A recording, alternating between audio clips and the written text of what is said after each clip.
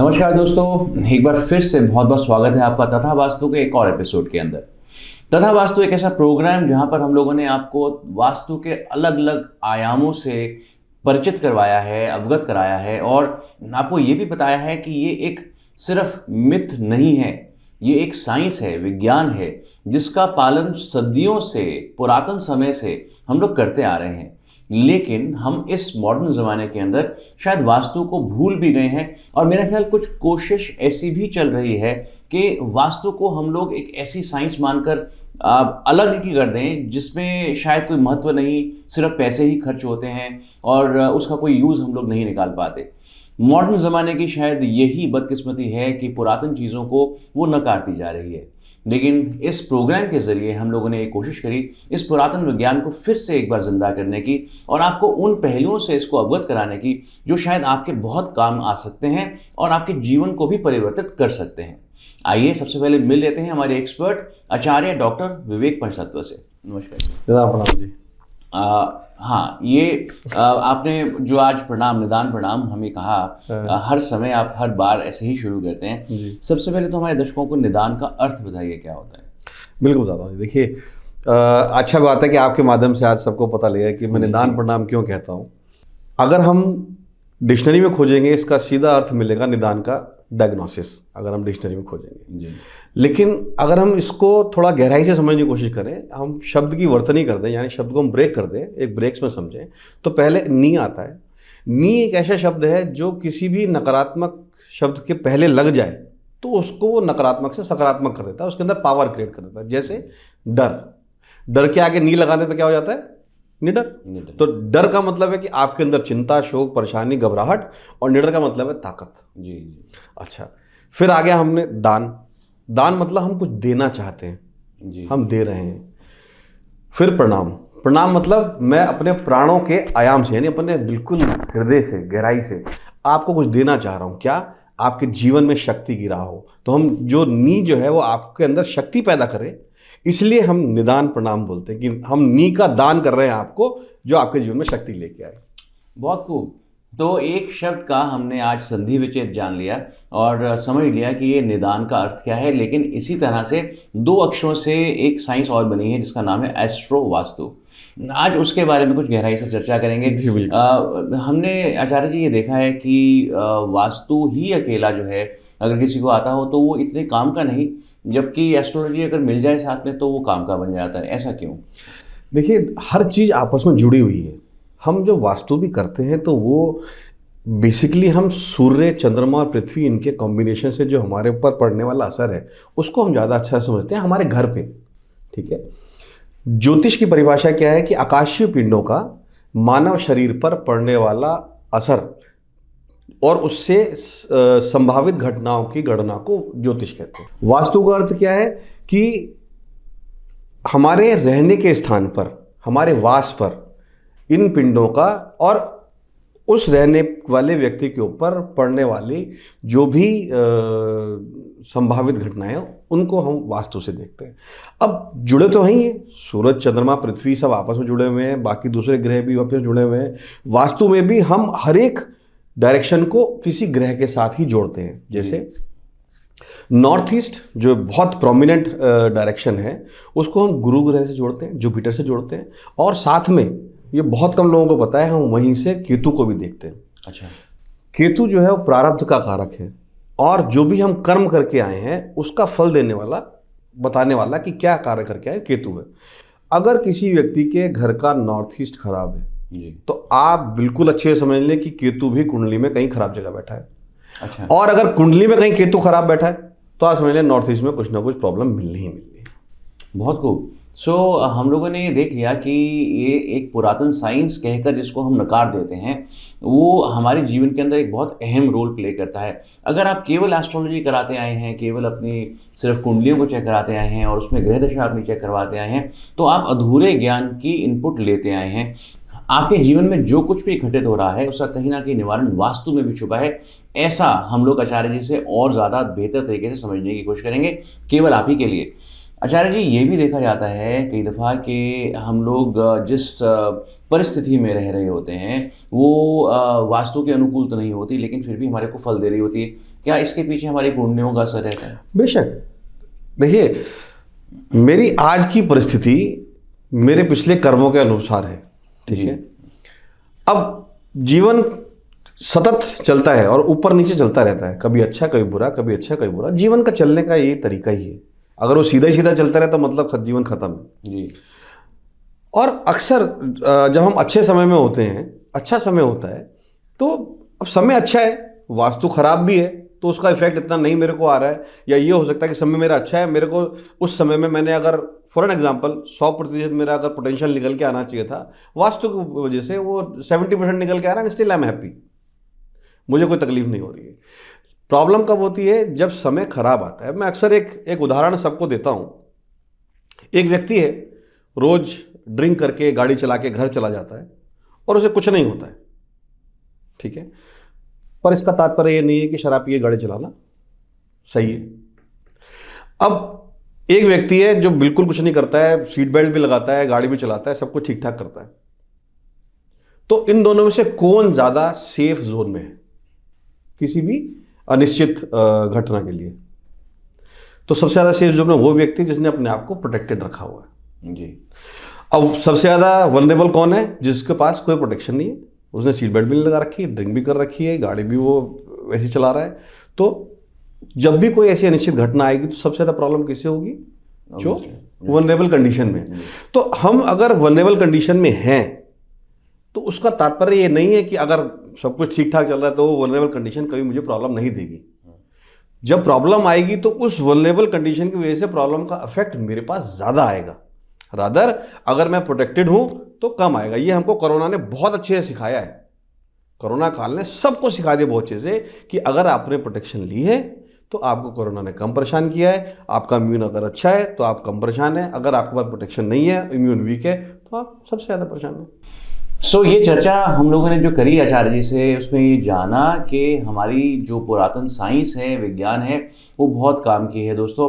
लेकिन आज के ज़माने से मैं आज किसी को यहाँ बुलाना चाहता हूँ जो कि एक आर्किटेक्ट तो हैं ही, लेकिन वो इतना बेहतरीन काम कर रही हैं, अपने ज़माने की गोल्ड मेडलिस्ट रह चुकी हैं। उनके डिज़ाइंस को बहुत सराहा जाता है, नेशनली इंटरनेशनली भी। और बस कुछ ही देर में मुखातिब होंगे उनसे, लेकिन उनके बारे में कुछ और जानते हैं। आइए उनकी एक छोटी सी AV देखकर।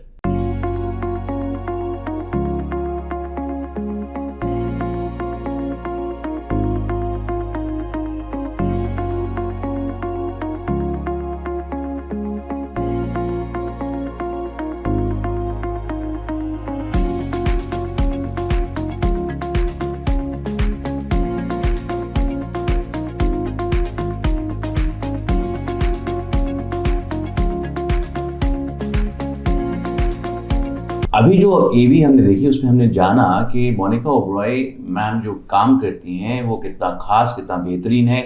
स्पेसेस नाम की उनकी संस्था ने बहुत से ऐसे डिज़ाइंस को अंजाम दिया है। आइए उनसे समझते हैं कि उनको वास्तु की कहाँ कहाँ तकलीफें आती हैं, लेकिन पहले थोड़ा स्पेसेस के बारे में जान लेते हैं। नमस्कार मैम, बहुत बहुत स्वागत है आपका हमारे स्टूडियो के अंदर। मैम अभी जो हमने AV देखी, बहुत बेहतरीन डिज़ाइंस आपने बना रखे हैं। सो काफ़ी आपको शायद आपको फोर्ब्स के अंदर भी एक खिताब मिला, एक सक्सेसफुल एंटरप्रेन्योर का, विमेन एंटरप्रेन्योर का। सो कैसा लगता है आज इस मुकाम तक पहुंचकर? Yes, definitely. It is very encouraging and energizing when your hard work is recognized. So all these years we've been working hard on sustainable interiors.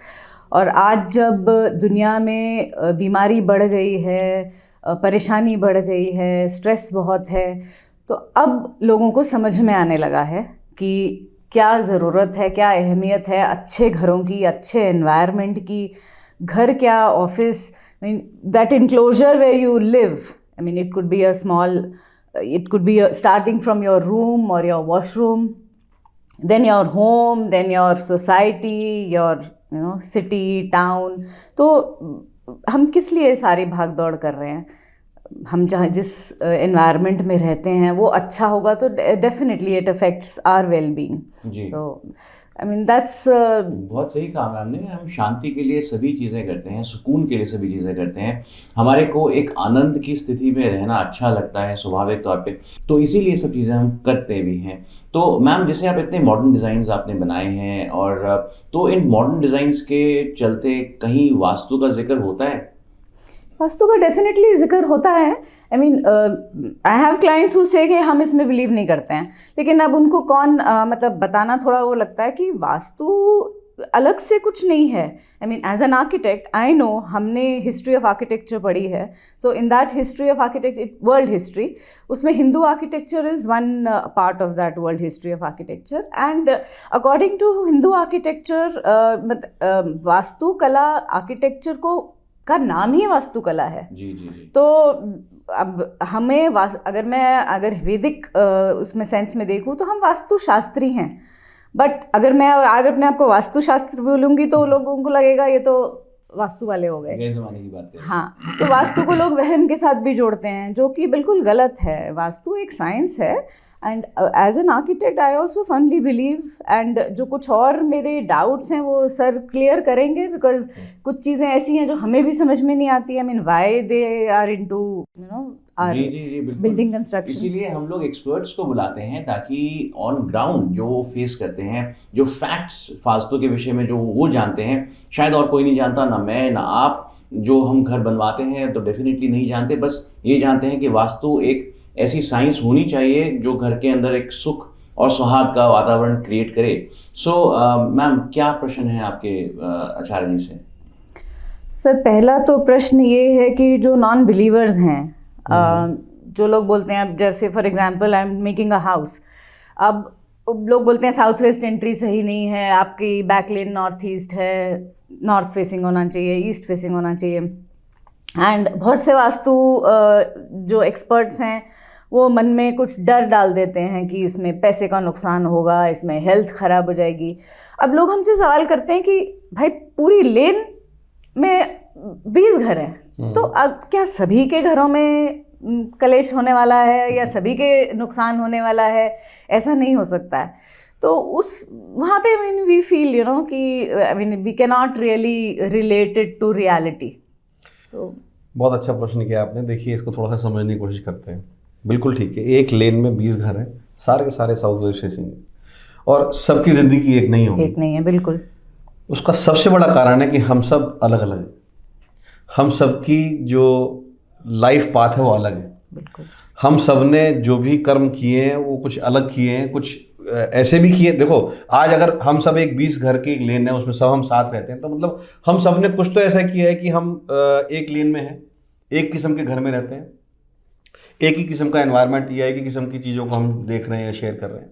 लेकिन उसके बावजूद भी कुछ चीज़ें ऐसी हैं, अगर हो सकता है मैं रहता हूँ, मेरे को कुछ भी परेशानी नहीं होती, आप रह रहे हैं वो आपको कुछ ना कुछ परेशानी दे रहे हैं। बिल्कुल वैसे ही जैसे मैंने अभी थोड़ी देर पहले बताया कि कोरोना ने हमें बहुत कुछ सिखाया। जिस व्यक्ति का इम्यून सिस्टम पावरफुल था, मेरे बहुत सारे ऐसे जानकार हैं जिन्होंने कोई वैक्सीन नहीं लगवाया आज तक, अभी तक, और अभी भी उनको कोरोना हुआ भी नहीं, they are very much fine, fit. तो कहीं ना कहीं ये क्या दर्शाता है? ये दर्शाता है कि उनका सेल्फ इम्यून इतना पावरफुल है कि कोरोना ने उन्हें इफेक्ट ही नहीं किया। अच्छा, बहुत सारे लोग ऐसे थे जिनको पहली वेव में ही कोरोना हो गया, और कई सारे लोग ऐसे जिनको एक साथ 5-5 बार कोरोना हुआ है, बिल्कुल। और कई सारे तो लोग जो है विदा हो गए दुनिया से। तो चीज़ वही है, बात वही है, पर हम सबकी अपनी अपनी जर्नी है, अपनी लाइफ है, और हमारे अपने इम्यून सिस्टम्स हैं। वो इम्यून सिस्टम बॉडी की भी हो सकते हैं और इसी तरीके से मेरी लाइफ की भी हो सकते हैं। तो हर जगह देखो प्रिंसिपल ऐसा है जो हर जगह सेम है और हर जगह अप्लाई करता है वो।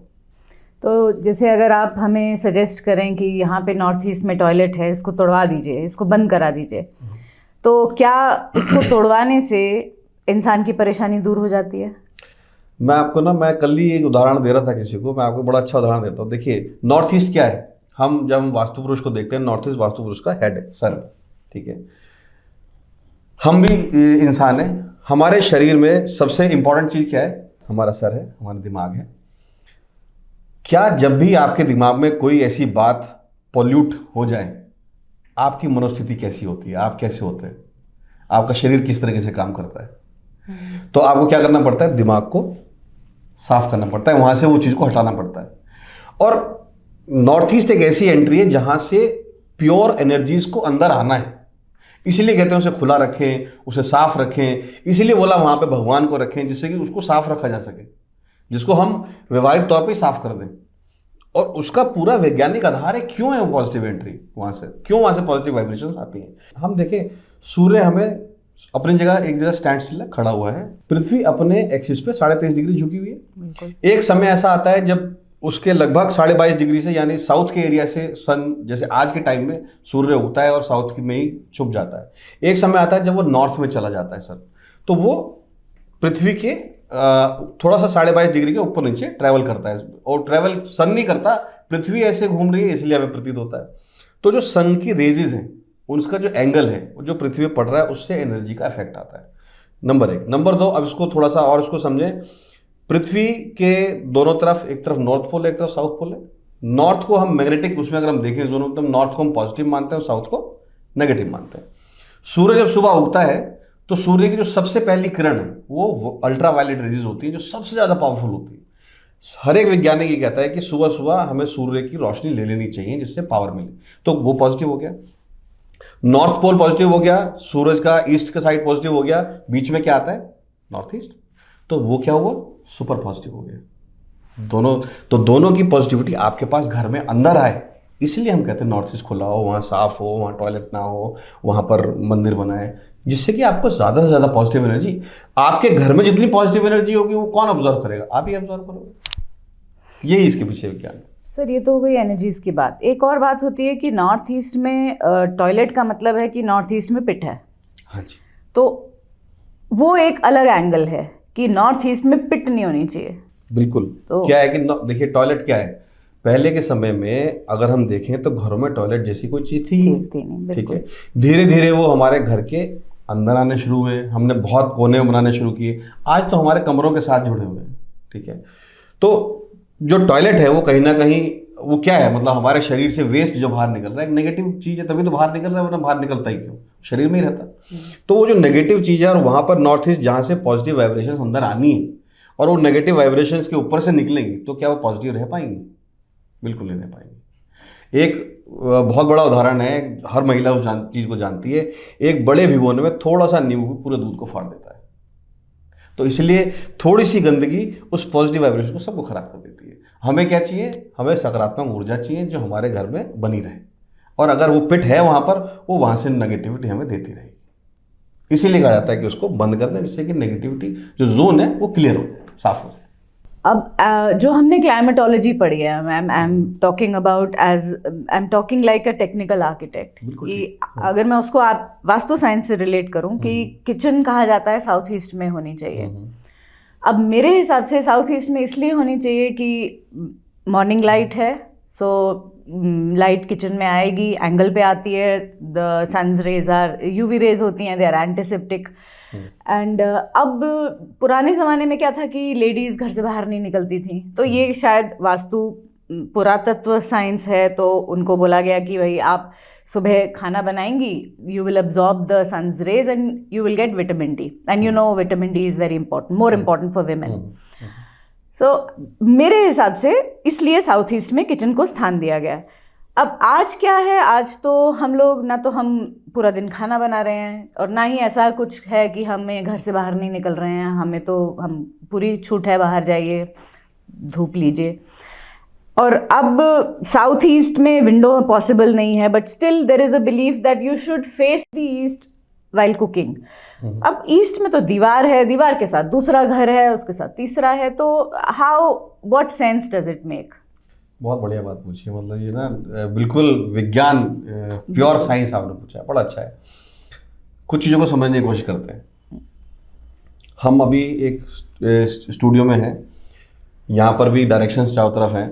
मान लेते हैं फॉर एग्जांपल मेरे सामने पूर्व दिशा है। डायरेक्शंस की अपनी एक अहमियत है और उनका अपना एक प्रभाव है। जब भी हम पूर्व दिशा की ओर मुख करके बैठते हैं तो पूर्व दिशा सूर्य की दिशा है, सूर्य वहाँ पर स्थापित है, तो वहाँ से हमें ज्ञान की प्राप्ति होती है, वहाँ से हमें पावर मिलती है। जब भी हम पूर्व की तरफ बैठ के कुछ भी करते हो, चाहे हम पढ़ें, चाहे हम खाएं, चाहे हम पकाएं, खाना बनाने के लिए हर स्त्री जानती है और एक कहावत आज से नहीं बहुत पुरानी मशहूर है कि जैसा खाओगे अन्न वैसा बनेगा मन। इसमें कुछ चीज़ें मिली जुली हैं, ये एक ही चीज़ नहीं है। इसमें खाना बनाते वक्त कैसे हम खाना बना रहे हैं, फिर खाना बनाते वक्त जो भी खाना बना रहा है, चाहे वो स्त्री या पुरुष है, और उसके मन की अपनी स्थिति क्या है, वो किस भाव से बना रहा है। बिल्कुल, वो किस भाव से बना रहा है, और खाने वाला किस भाव से खा रहा है। ये तीनों चीज़ इंपॉर्टेंट है। यूजुअली हम इसको न जाने अलग अलग चीज़ों से जोड़ देते हैं, और हम बाद में कभी हम दर्शकों को बताएंगे, लेकिन इसका जो मेन मोटिव है वो यही है कि खाना बन किस तरीके से रहा है और हम खा कैसे रहे हैं। पूर्व दिशा जो जहाँ से, देखिए ये सारा का सारा ऊर्जा का स्थानांतरण, ऊर्जा का निर्धारण है। एनर्जी जो है वो रोशनी की तरह नहीं है कि दीवार से रुक जाएगी। एनर्जी हर जगह से ट्रैवल करती है। एनर्जी समथिंग जो रुकती नहीं किसी भी तरीके से। अगर हम क्वांटम फिजिक्स की बात करें, क्वांटम फिजिक्स क्या कहता है कि एक पार्टिकल इधर है, एक पार्टिकल इधर है, तो जो उस पार्टिकल में हो रहा है उस पार्टिकल में भी हो जाता है। दोनों एक सेम कण के पार्टिकल है। वो क्वांटम फिजिक्स की एक बात है। आजकल लोग बहुत फिजिक्स की बात करते हैं, क्वांटम फिजिक्स की बात करते हैं। ऊर्जा की अगर जब बात करोगे तो सारा का सारा ऊर्जा का ही निर्धारण है, ऊर्जा का स्थानांतरण है, ऊर्जा किस तरीके से ट्रैवल कर रही है। ऊर्जा नहीं रुकती है। तो पूर्व से आने वाली ऊर्जा, इसलिए कहा जाता है कि पूर्व से आने वाली ऊर्जा ज़्यादा से ज़्यादा मिले, जो आपको पॉजिटिव एनर्जी दे खाना बनाते वक्त, और उस खाने को भी पॉजिटिविटी मिले, जो कि जो व्यक्ति उसको खाएगा तो उसको एनर्जी मिले, पावर मिले। सर एक सवाल था, जब हम घर ज़मीन से बनाते हैं तो भूमि पूजन किया जाता है, ठीक है, और ये मान्यता है कि सबसे पहले भूमि पूजन होगा फिर कंस्ट्रक्शन स्टार्ट होगी। एंड उसमें क्या बात समझ में आती है कि आप जिस धरती पे रहने वाले हो, आप एक इतना बड़ा काम करने वाले हो, पहले उसकी पूजा कीजिए, फिर कोई भी काम, शुभ काम किया जाता है। बट ये क्या अभी रिसेंटली एक हमने भूमि पूजन किया था, उसमें पंडित जी ने बोला वो नाग नागिन का जोड़ा उसमें डालना है, और बाकी तो समझ में आता है, घी और दही और ये सब चीज़ें समझ में आती है। ये नाग नागिन का जोड़ा क्या होता है? देखिए, नाग नागिन, ये जो सर्प जिसे हम कहते हैं, इनका मानव जीवन से बहुत गहरा संबंध है। चाहे आप क्रिश्चियनिटी देखें, चाहे आप हिंदुज़म देखें, कोई सा भी धर्म उठा लें, उसमें नाग और नागिन या सर्प, या चाइना में भी लोग, उसका बहुत महत्व है। ये बहुत लंबी चर्चा है इसके ऊपर अगर बात करने चलेंगे। लेकिन धरती के अंदर जो सबसे पहला उस धरती का जो अधिकार है वो नाग और नागिन का है, इसलिए उनको वहाँ रख दिया जाता है। ये एक व्यवहारिक बात है और ये एक आध्यात्मिक बात है। इसके विज्ञान के लिए अगर हम चर्चा करेंगे तो बहुत लंबी बातचीत हो जाएगी, पर इसमें वैज्ञानिक बात भी है, उसका विज्ञान का भी आधार है जो बताया जा सकता है। लेकिन समय का अभाव है तो मैं अभी आपको पूरी तरह बता नहीं पा रहा हूँ। पर उसके अंदर सबसे बड़ा काम उसका अध्यात्म और व्यवहारिकता है, क्योंकि जो धरती के नीचे की जो जगह है उस पर सबसे पहला अधिकार नाग और नागिन का है। उनको हम स्थापित कर देते हैं और कहते हैं कि इनकी हम पे कृपा बनी रहे। और नाग और नागिन हम कहते हैं कि भगवान शिव के साथ संबंध है। जहाँ भगवान शिव के साथ संबंध जुड़ जाता है तो वहाँ पर चीज़ें रूटीन में रहती है। और उसके चांदी का होने का भी महत्व है, क्योंकि वो चांदी का रखा जाता है। बिल्कुल, मेटल। हम उसका एक और कारण है कि जब हम पूजा करते हैं, भूमि पूजन करते हैं, तो ज़्यादातर भूमि पूजन हम हमेशा ही हम यही कहते हैं कि नॉर्थ ईस्ट में कीजिए। नॉर्थ ईस्ट की जो मेटल है वो चांदी, वहाँ पे इसलिए हम चांदी के रखते हैं। मोनिका जी, आपका बहुत बहुत धन्यवाद। आप यहाँ पे आए, इतने आपने अच्छे क्वेश्चन उनसे पूछे आचार्य जी से, हमारी ज्ञान वृद्धि भी हो गई। और आई एम श्योर कि इस एपिसोड के माध्यम से आपको भी जानकारी मिल चुकी होगी कि हम भूमि पूजन तो करवा लेते हैं, लेकिन उस भूमि पे बनने वाले घर की सुरक्षा जो कि वास्तु कर सकता है, उसको हम नकार देते हैं। ज़रा सोचिएगा दोबारा, और वास्तु को अहमियत दे रहे हैं अगर, तो ये आचार्य जी के नंबर्स हम लोग यहाँ प्रोवाइड कर रहे हैं, इनसे ज़रूर मुखातिब हो लीजिएगा। और यदि आपको अच्छी संस्था, अपना एक घर अच्छा बनवाना है, ऑफिस अच्छा बनवाना है, तो मोनिका जी के नंबर्स भी हम लोग यहाँ पर दे रहे हैं, आप उनसे कॉन्टैक्ट कर सकते हैं। एक बेहतरीन आर्किटेक्ट आपको इनके रूप में ज़रूर मिलेगा। इसी के साथ में विराम देता हूँ अपने शब्दों को, और फिर मिलने का वादा करता हूँ जल्द ही अगले सप्ताह। धन्यवाद।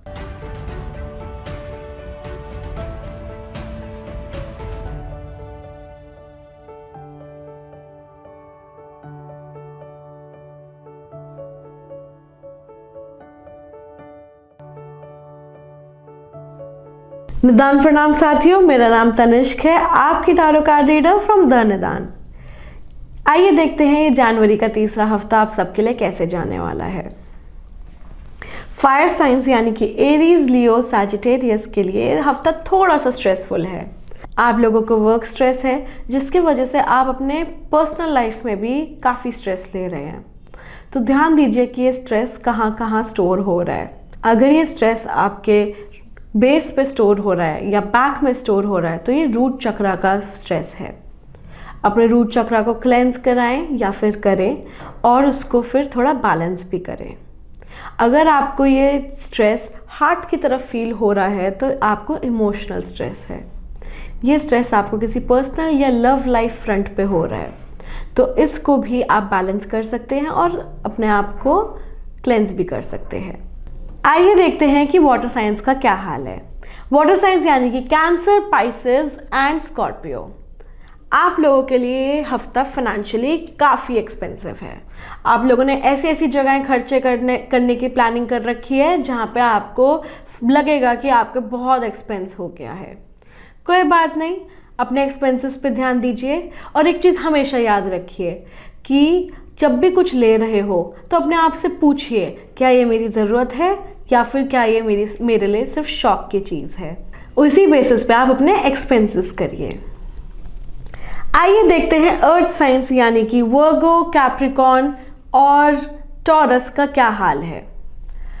आप लोग जहाँ पे फोकस कर रहे हैं वहाँ पे कोई बेनिफिट नहीं है, या तो आप कोई ऐसे काम में स्टक हैं जिसके वजह से आपको सिर्फ और सिर्फ डिसअपॉइंटमेंट मिल रहा है, या फिर आप कोई ऐसे रिलेशनशिप या फ्रेंडशिप में स्टक हैं। तो उस पर ध्यान दीजिए और देखिए कि अगर आपको सिर्फ डिसअपॉइंटमेंट और हर्ट मिल रहा है तो आप कैसे उसको आगे बढ़ाने का सोच सकते हैं, या तो आप उसको इम्प्रूव करने के लिए आप सामने वाले से डिस्कस करिए या फिर अपने आप को इतना स्ट्रांग बनाइए जिससे कि आप आगे बढ़ सकें। आइए देखते हैं एयर साइंस का क्या हाल है। एयर साइंस यानी कि जेमिनी, लिब्रा एंड एक्वेरियस। आप लोगों के लिए तो मेजर आर्काना कार्ड आया है। ये आप सबके लिए बहुत इंपॉर्टेंट गाइडेंस है। गाइडेंस ये है कि आप में से कुछ लोग बहुत इम्पल्सिव डिसीजंस ले चुके हैं या फिर लेने वाले हैं, और वो इम्पल्सिव डिसीजंस आपको आने वाले टाइम में थोड़ा सा लॉस ज़रूर देंगे। पर आप डरिएगा नहीं, ऐसे कार्ड से कभी डरते नहीं हैं। आप ये ज़रूर ध्यान दीजिए कि अभी की गाइडेंस आप कैसे फॉलो कर सकते हैं। एक तो ध्यान दीजिए कि आप कोई इम्पल्सिव डिसीजन जो बना रहे हैं उस डिसीजन के आपको क्या बेनिफिट्स हैं और क्या लॉस हैं। और एक और चीज़ पे फोकस रखिए, कभी कभी कोई चीज़ अगर हमें चाहिए होती है और उसको हम थोड़ा सा डिले कर दें 24 to 48 आवर्स में, तब हमें एक रियलिटी चेक मिल जाता है कि उस चीज़ की ज़रूरत है या नहीं है। तो ये ज़रूर करने की प्रैक्टिस करिए जिससे कि आप अपने इम्पल्सिविटी को कंट्रोल कर सकें। आइए मैं आपको एक और चीज़ बताऊं, टारो से आप क्या क्या रेमेडीज़ फॉलो कर सकते हैं। रेमेडीज़ मोस्टली ये नहीं होती हैं कि आप कुछ चीज़ स्पेसिफिकली करें या खाएं या फिर फॉलो करें। रेमेडीज़ होती हैं जो आपको सोचने पे मजबूर कर देती है। आपको बहुत ज़रूरी है ये समझने की कि हमारे आसपास जो चीज़ें हो रही हैं वो हमारे एनर्जी के वजह से हो रही है, वो हमारे माइंडसेट के वजह से हो रही है, कैसे हम चीज़ों को परसीव करते हैं उस वजह से भी होती हैं, और कैसे हम एनर्जी छोड़ रहे हैं यूनिवर्स में उस वजह से भी होती है। तो अपने थॉट्स पे ध्यान दीजिए।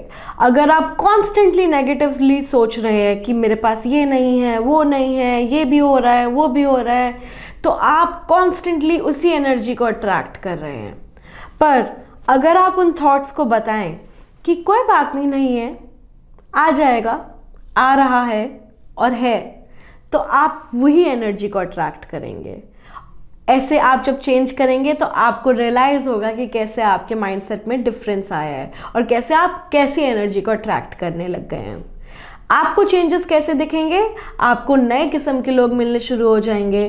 कुछ लोग जो आपके लिए बेनिफिशियल नहीं होंगे वो आपको छोड़ के चले जाएंगे, और आपको अपने आप में एक फीलिंग में चेंज होगा, पॉजिटिविटी फील होगी, आपको स्ट्रेंथ फील होगा, मोटिवेटेड फील होगा, और डे टू डे लाइफ के लिए आपको बहुत विल होगी।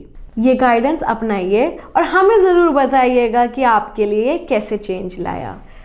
दिए हुए गए नंबर पे आप हमें कांटेक्ट कर सकते हैं पर्सनल गाइडेंस के लिए। मेरा नाम तनिष्क है फ्रॉम द निदान, आपकी टारो कार्ड रीडर। निदान प्रणाम।